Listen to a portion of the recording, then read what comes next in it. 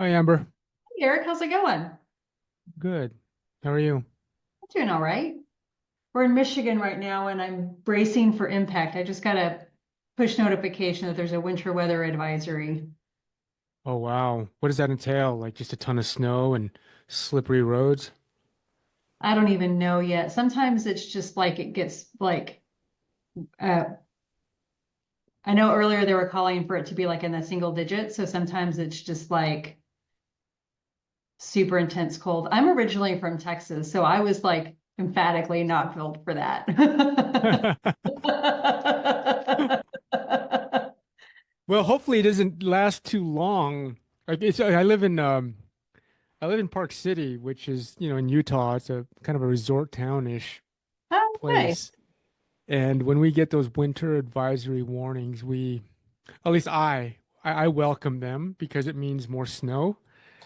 And because I don't commute, I don't really worry about the roads too much. Yeah. But I take advantage of the snow with the skiing that we have in our backyard. So, That's nice. Yeah, we have another house. We lived in Boulder for 20 years, okay. and it was the same thing where it was like we loved getting those warnings because it was like snow day. Yeah, exactly. Exactly. Well, hopefully it doesn't cause you guys too much inconvenience. Hey, Michael. Yeah, So, hopefully it'll be done by the time we head out for Christmas. all right, good. So, probably a small group today. I didn't really promote this. I assume both of you are coming from the Never Search Alone community. Mhm. Okay, Yeah. perfect. So, I guess by way of quick introduction, I was moderating two job search councils over the past year, and everybody's since moved on. But one thing that I noticed is that there's just a sort of a lack of insight into sort of the recruiting side, the recruiter mindset, the hiring manager mindset, the process, and I found that a little bit of information goes a long way in terms of helping folks navigate their job search if they knew a little bit more about behind the scenes what's happening with respect to recruiters, internal or external, hiring managers, the different pipelines, and just some of the dynamics and sort of um, dynamics at play there. And so I've been doing this now for, I don't know, 4 months. And just it's really just open-ended. I did some programming at some point, but I found that it just took too much time. And just to address people's questions was much more effective. And so, anyway, this time is yours. If you guys have any questions, scenarios, anything. My background is so for the past 12 years, since 2013, I've been doing recruiting primarily for venture-backed startups, everything from executive down to senior level individual contributor. And I'm very hands-on. I did everything from sourcing to recruiting to interviewing to designing recruiting operations to business development for my recruiting firm. Um, Oftentimes working with executives at the companies as hiring at that stage was quite mission critical. In a former life, I was in software product development and product management, and um, so yeah, that's a little about me. But happy to answer any questions you guys might have. Amber, do you want to go for it first? And I don't want to spin off into a different direction. No, you can go. Okay, so I got a tricky one, Eric. And Yeah, Amber, where are you? You're based in the States as well? yeah, I'm in Utah, in Yeah, the United Utah. States. Yeah, So I'm an Aussie Australian. I've come to Canada twice now to work for well, one was a SaaS company and the other one was a tech startup. So I got a family here, but I'm in a tricky situation where I cannot work for a Canadian business. And so my goal is to come to the US in a U-Haul truck and do my next 2 to 5 year career path for a US based business. Background for me is near 20 years of MarTech transformation leadership. And yeah, I've done enterprise. I've also done a couple of startups. yeah, If I do a startup again, I'd need to do it at the scale up stage, not from naught, so 10 mil plus, or an enterprise business. Now, the challenge that I've got is it's really hard to connect with recruiters. It's like because I'm not officially authorized to work, I'm really struggling to find the good conversations to find a good fit for my career. I've done a lot of different things. I know exactly what I'm looking for. It's just a case of cutting through. There is an E3 visa that I can get that's $400 and takes 4 weeks and is uncapped. So it's like a no-brainer. But I'm finding that there's some organizations, they know what the E3 is, some don't. But I'd love to hear advice on what's the attitude and the mindset from a recruiter about bringing someone in who's got the Sure. skill would be an awesome fit for the job Yeah. versus not. Yeah. Yeah. No, that's a great question. And again, just to kind of frame sort of my response here, most of what I can offer is sort of my perspective as a recruiter, right? I don't know what an E3 is, but it sounds like you have some relevant skills. You are competing obviously with U.S. citizens. As far as the mindset of a recruiter, when I see sort of an inbound application or resume that doesn't sort of have work authorization here in the United States or would require some sort of sponsorship or something like that. Um, and usually this is a function of my directives from my client, right? In some cases, few and far between, they were very open to exploring and supporting sponsorship. Mhm. In more of the cases, at least that I've experienced, they haven't been positioned to support it. Not that they weren't necessarily opposed to it, but a lot of the companies that are earlier stages, it's just another layer of how do you say another layer of process that they would have to kind of undergo to support that. And so generally speaking, when I've seen inbound applications or resumes and a work authorization or some sort of sponsorship is needed, a lot of times they get deprioritized. And so, and to your point about connecting with recruiters, it's a tough time right now, as you're probably well aware. There's a lot of recruiters that are no longer recruiters. Either they're unemployed or they're changing career paths because a lot of companies, compared to 2 years ago, are not hiring. If they are hiring, they're hiring much more slowly. And if they are hiring and they're hiring slowly, chances are they're just doing it themselves and they're not enlisting the help of folks like myself that run outside agencies. So that's kind of the situation. And part of why I do this is to kind of because I get a lot of sort of one-off inquiries and inbound, um, hey, you want to grab a coffee or something like that? Because people want to pick my brain about these different scenarios or situations. And so I found that it's just much more effective for me to kind of do this. I think it's more effective. It's effective for a lot of other people as well because they can hear other people's sort of recruiting related questions as well. So that's why I'm doing this. Let me see. As far as like connecting with recruiters, I think part of it is like, in case you don't, maybe connecting with recruiters is a little bit tricky, right? Because a lot of recruiters tend to be a little bit more uh, short-term focused. Um, I mean, the more astute ones that are working at higher levels, like senior levels, executive levels, they're more medium-term to long-term focused because they want to build a relationship. But folks that are working on maybe mid-tier or lower-tier searches, um, they tend to be a little bit more transactional, right? So Mhm. unless they have a search, an active search or an upcoming search that you might be relevant to in terms of adding to their pipeline, they'd probably be less inclined to like grab a coffee or do a Zoom with you.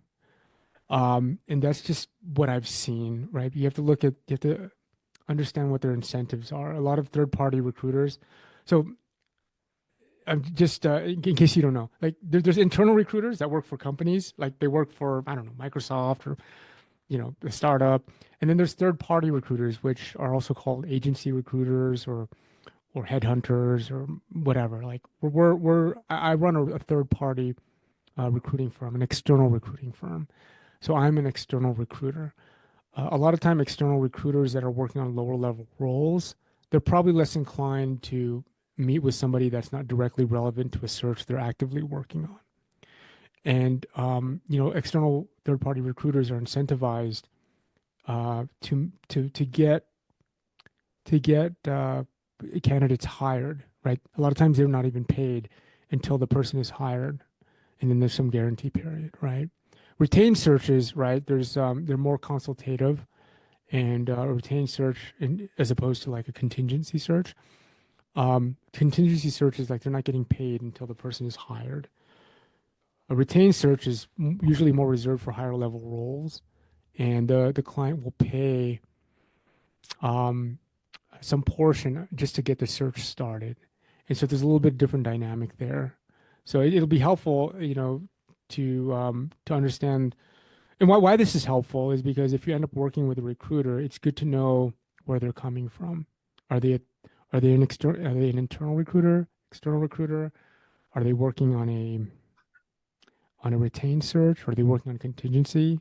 Are they a full are they a full cycle of a full desk? They call it full desk recruiter, meaning they're managing the account as an external recruiter. They're managing the account and they're also executing on the search. That's what they call a full desk recruiter. If they're a full desk recruiter, chances are they have line of sight to the hiring manager. And why that's important is you can usually rely on them to really understand what the requirements are.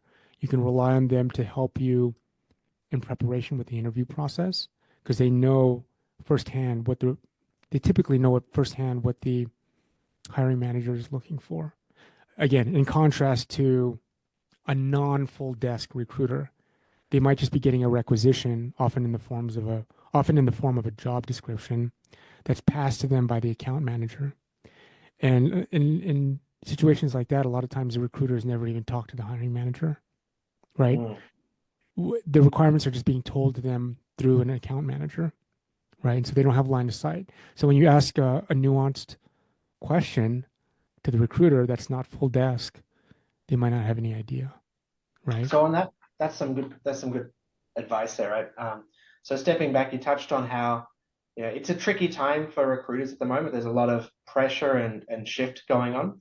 What would your advice be like? What in the current climate, what is the appropriate or recommended channels of communication engagement to start that conversation? Do you have a tip on how to approach the recruiter, or should we Yeah. be not directly approaching at the moment? What's your thoughts? Good question. There's no silver bullet. I'll start with that. It's a multi-prong approach, right? Push pull. You're familiar with marketing, right? By the way, you're MarTech. Do you have experience working with MarTech companies, or are you on the MarTech side as far as implementation of marketing Both. tech? So SaaS and Both. MarTech, B2B, B2B2C. Okay. Okay. So you're familiar with marketing, push pull, Yeah. right? Multi-prong approach. You need to focus on developing your personal brand, right? So you need to put up that beacon where people can see you from a distance, where the right people can see you from a distance. And how long have you been with the NSA, NSA, sorry. the Never Search Alone community? How long have you been in that community? I've only been active in a couple of months because, yeah, so 2 months. Okay. So maybe you're at the point where you're doing the oh gosh.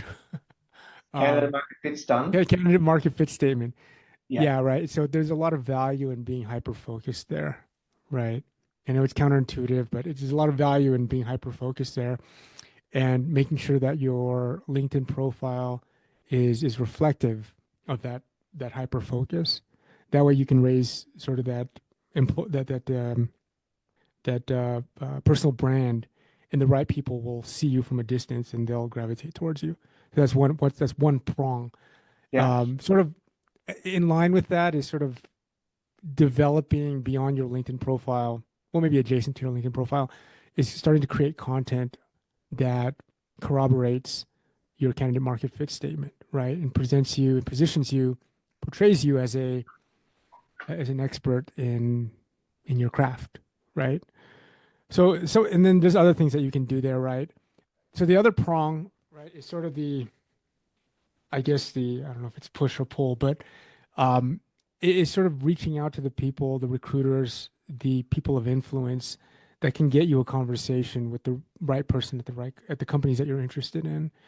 And some strategies for doing that is using LinkedIn, right? That's one strategy. Using LinkedIn to engage with some of these, once you've identified these folks, um, engaging with their content. So more often than not, a lot of recruiters, they create content or they engage with content, right? Meaning they like stuff or they write their own post or they write a comment. So you basically have to stalk some of these people. You want to make sure you're stalking the right people. So ideally, you're um, you're connecting with executives, you're connecting with hiring managers, you're connecting with recruiters, and then maybe lastly, you're just connecting with anybody of influence that can help you sort of navigate the company, right, and get you in front of the right person, or at least give you insight on who to talk to, maybe who not to talk to, or whatnot, right? But if you can connect with these folks, um, it starts, and again, using the LinkedIn approach. And again, this is just one approach, right? You figure out what they're doing on LinkedIn, what's some of the content that they're engaging with, and then you start engaging with that same content. So when somebody, let's say I found you on LinkedIn, right? Because I want to connect with you, I can go to your LinkedIn profile and I can see what you're doing in terms of your activity. I can see what you're liking, what you're posting, and then just start engaging with it. So if somebody likes something, ideally you're engaging with something that they've written, but some people don't write content, right? So if they haven't written much content, that's fine.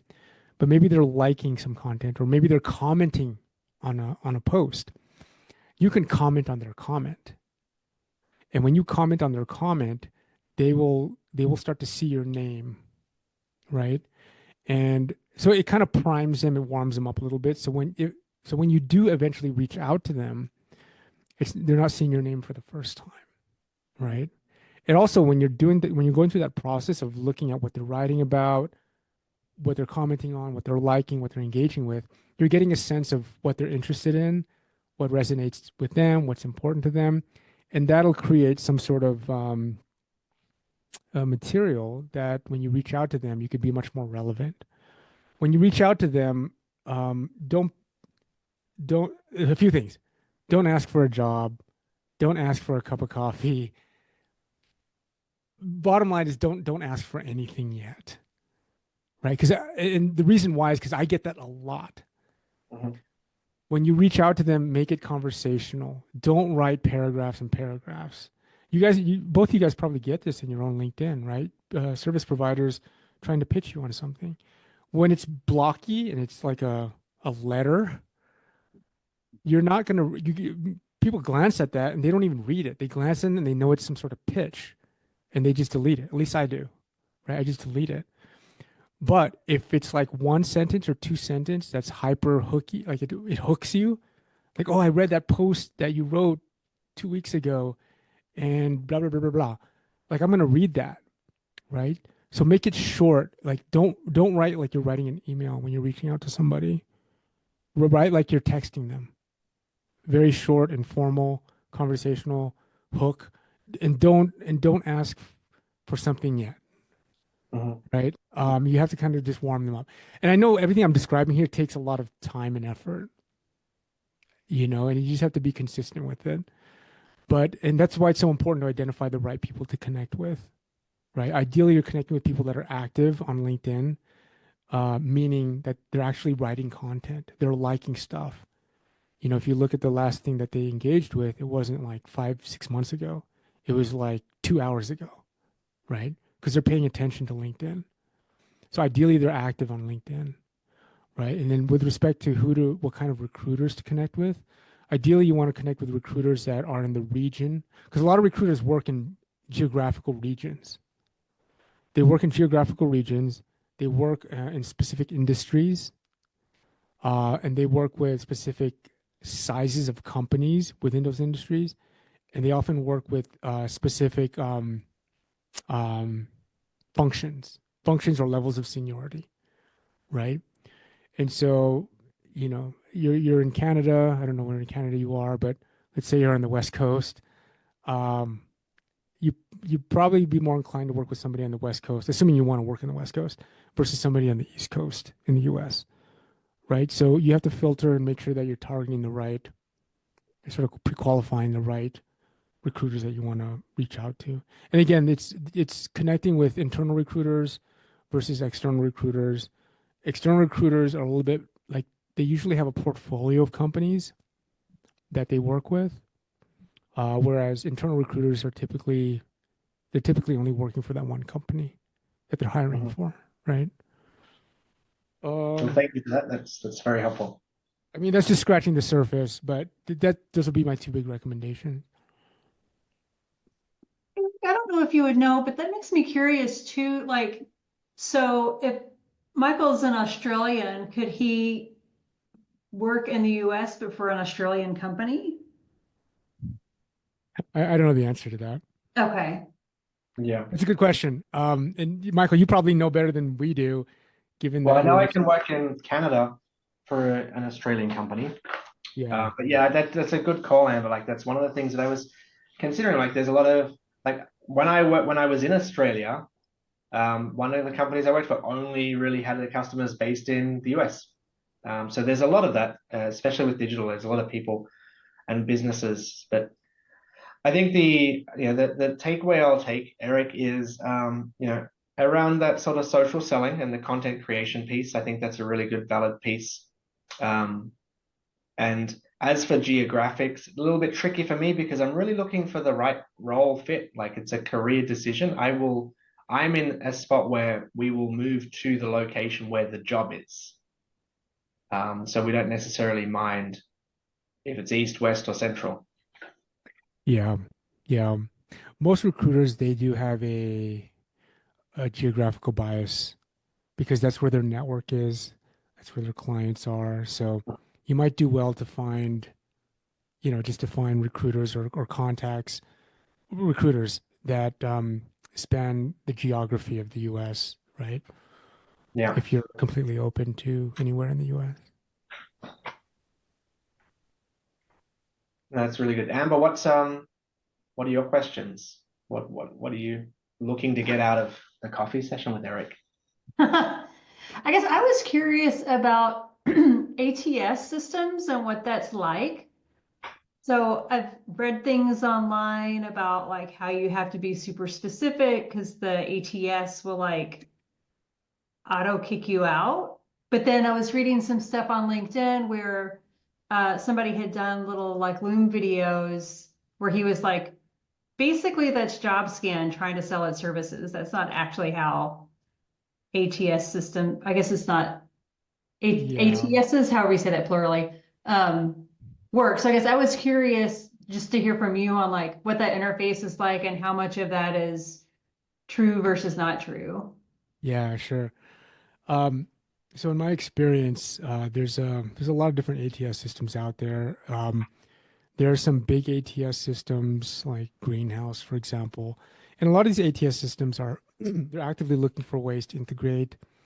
Like every company out there, every software company, they're actively looking for ways to integrate generative AI into their app, into their experience, ultimately to make things easier for the user, right? And so a big challenge for recruiters, especially right now, is a lot of recruiters for a given job description, job posting, they're getting a lot of inbound applications, right? And this is a bit in contrast to 2, 3 years ago, right? Probably by probably by an order of three or a multiple of three or four or five, right? Like some of these job postings are getting hundreds of applicants, right? And so and it's a problem for everybody. It's a problem for the candidates. It's a problem for the recruiter, the hiring team. And so these ATS systems are trying to devise features that will help with sort of that top of the funnel sorting, right? Right now, there's a lot of companies that are, especially the bigger companies, they are kind of shying away from implementing technology that makes a decision about a person or implementing AI in a way that makes a decision about a person. And I think the sentiment is that they don't want the backlash of being that company that is, using technology and in a way that is, I don't know, oppressing, actual human beings, right? So, Hmm. so a lot from what I've seen, the last time I did a survey was a few months ago. I did some demos with some of these big ATS systems, and I was asking these questions like, what are you doing with AI? And are you making decisions? Are you scoring people? How is it helping? Blah blah blah. And again, the what I saw a few months ago was that a lot of these bigger companies they're shying away from using AI in terms of making a decision about a person. Okay. But and the nuance here is that they are starting to use AI to help inform a human to make a decision about a person, right? And so I don't when I did my survey last time, I don't remember anyone actively scoring people Hmm. like, review this resume and give me a score. Like, I don't remember anyone doing that. Not to say that there aren't large companies that are doing that now, right? And the reason I'm contrasting large and small companies is because smaller companies have less to lose, so they could be wildly more innovative, and they could push Hmm. sort of the boundaries of like what's kosher to use AI for, right? Yeah. But a lot of the larger companies have more to lose in terms of their brand, so I've just seen them shy away a little bit. Um, So right now we're in a time where there's a lot of inbound for a given job description. There's even reduced headcount on the recruiting side. In other words, one recruiter is handling more job requisitions than they were, let's say, 2 or 3 years ago, because a lot of companies have Hmm. slimmed down their recruiting teams. And so again, these recruiters are looking for ways that they're looking for ways that they can connect with the right people more quickly. And I've even Yeah. heard stories of recruiters like giving up on their inbound stack, and they bias heavily towards referrals. It's like, oh, imagine you have a stack of 500 resumes on your desk, and then you get a voicemail saying, "Hey, you need to talk to Amber over here about this position." Where are you going to start, right? You're going to start with that Yeah. voicemail, right? And so, again, going back to your what we were talking about, Michael, like you have to sort of create those side doors, back doors, because going through the front door is you're competing with all those other folks, and a large fraction of those folks, well, a large fraction of those folks are noise, but there's also a large fraction of those folks that are quite qualified, right? Very qualified.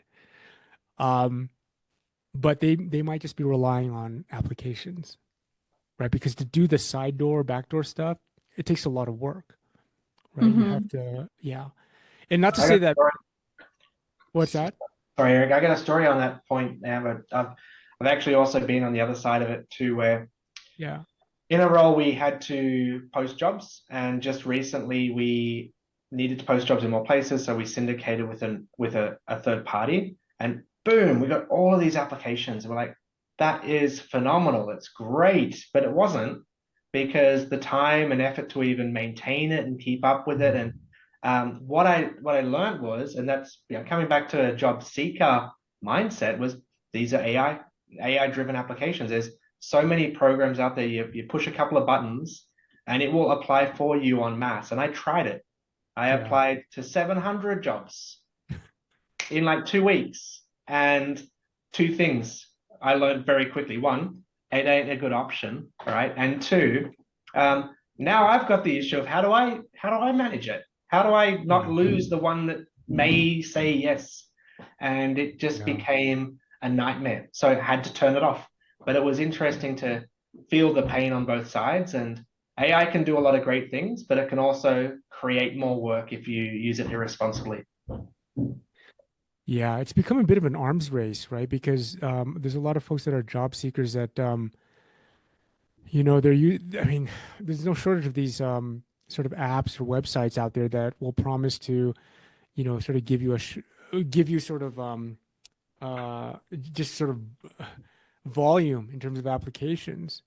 right? But then it becomes, like you said, you have to sort of, it creates new overhead in terms of having to manage it. One thing that I've seen is I've seen people oscillate between sort of shotgun approach to like hyper laser approach, Mhm. right? And I think that's a judgment call you have to make. I think the challenge that a lot of folks face in the job search is just the lack of feedback, right? So they're doing something like, let's say they're being hyper focused, customizing their resume for every application, even writing a customized cover letter, but then they don't see any traction. So they start thinking, oh, I must be doing something wrong. And it's like, okay, well, maybe it's just a numbers game. So they oscillate to the other end, on the other end. It's like, okay, it's just a numbers game. I'm just going to apply to as many. Oh, wow, there's this app out there that can help me apply to 700 job postings a week or whatever. And they start using that, and then they don't see anything, and they get discouraged, and they kind of oscillate back and forth. Mm. So the lack of feedback can be quite discouraging that I've seen. But I think where I've seen most of the success is really cutting through the noise by doing the work to connect with people. You know, some of that work of connecting with people, connecting with their content as a start, reaching out to them, and then connecting with them. It's like you have to be relevant. You have to offer some sort of value. Um, and again, I was just kind of giving you some examples of what I see, Mhm. so that you can kind of get a sense of the mindset and kind of what other typical recruiters probably see as well. I mean, you guys probably see it yourself with service providers reaching out to you on LinkedIn, and Yeah, but when you think about a recruiter, it's more than that because yeah, they're getting sales pitches from like service providers, but they're also getting outreach from a lot of folks that are looking for their next opportunity. yeah. Hey, another thought along that line. So when I was listening, I was thinking about, so I have some recruiters who I follow on LinkedIn. What about following, not sending a LinkedIn request, but following hiring managers that I've interviewed with or have interviews lined up for? Would you Yeah, encourage that? so if you Encourage that. totally, totally, Okay. totally, even beyond following, because following is like a weak form of connecting. So Mm-hmm. so on your LinkedIn profile, you can encourage people to connect with you, or you can encourage them to follow you. So most people that encourage people, I think by default, you encourage people to connect with you, to send you a connection request. But there's a limit of number of connection requests or connections you can have on LinkedIn. I think it's 30,000. But so for some of the people that are, they've really built up their personal brand, they're not really incentivized to have connections, right? So Mm-hmm. what they do is they can, and what I mean by incentivizing, there's a configuration such that the call to action or the buttons or the links on your LinkedIn profile are follow this person instead of connect. And Oh, there's okay. yeah, so there's no constraint on the number of followers a person or a profile can have. But as people start to accrue more and more connections, they start getting Mm-hmm. to 15, 20, 30, what 25,000, you'll start to see people sort of turn on the follow instead of connect. But anyway, the point is that if you had your choice, it's better to connect with somebody than to just follow them. Okay. Even if it's Um, like a hiring manager that you're interviewing with, I was afraid I that would that might be too bold. Or what's your no, take? I don't think it's too bold at all. Okay. I don't think it's too bold at all. Um, and it depends on how you, so always write something. I would always write something, Yeah. right? Um, the only case when I wouldn't write something is if you met the person already, you had an extensive conversation, blah, blah, blah. Like you've already met, right? To some degree. Maybe you had a phone call. But if you've never met the person or the meeting was quite brief, you met them at a networking event, you just said hi and introduced yourself, and that was it. I would always write something. Like in that case, right? If you met somebody at a networking event, I would jog their memory and be like, "Oh, I love the talk that you gave at this networking event. It really, whatever, resonated with me and what I'm doing, blah, blah, blah." Yeah. I would write that in the connection request to jog their memory.